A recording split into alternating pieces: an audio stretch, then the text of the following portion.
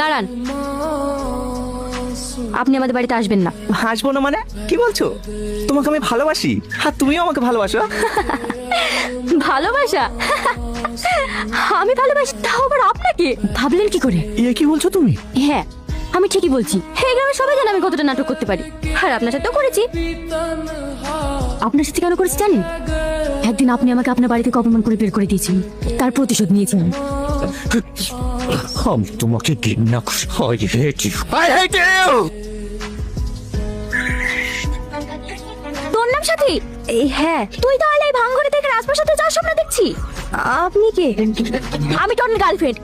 তুই দু পয়সার মেয়ে হয়ে আমার বয়ফ্রেন্ডের থেকে হাত বাড়িয়েছিস। আমি তোকে আগেই বলেছি তুই আমার হয়ে যা, কিন্তু তুই আমার চোখের সামনে টনির সাথে মুস্তি করছিস। আমি তোকে ভালো করে বলছি, তুই টনিকে ভুলে যা। আর যদি টনির সঙ্গে মেলামেশা করতে দেখেছি, তোর সাথে এমন কিছু ঘটবে, তোকে দেখে মানুষ মুখ ফিরিয়ে নেবে। হাঁটা মাথায় থাকে যেন। মা, মামা, মা তোমার কিচ্ছু হবে না। কিচ্ছু হবে না? কিচ্ছু হবে না তোমার? কে কোথায় আছেন? আমার মাকে বাজান।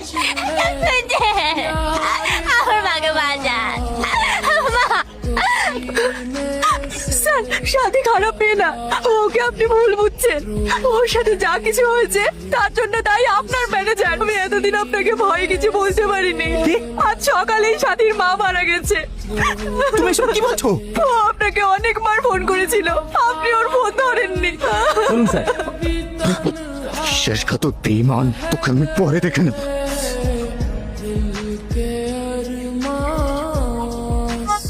কি ব্যাপার? এই ঘৃণার মানুষটাকে দেখতে এসেছেন বুঝি? আজ আমরা সব ছেড়ে চলে যাচ্ছি। তুমি কোথাও যাও, আজ থেকে তুমি আমার বাড়িতে থাকবে। কোন পরিচয়ে? আমার পরিচয়। চল।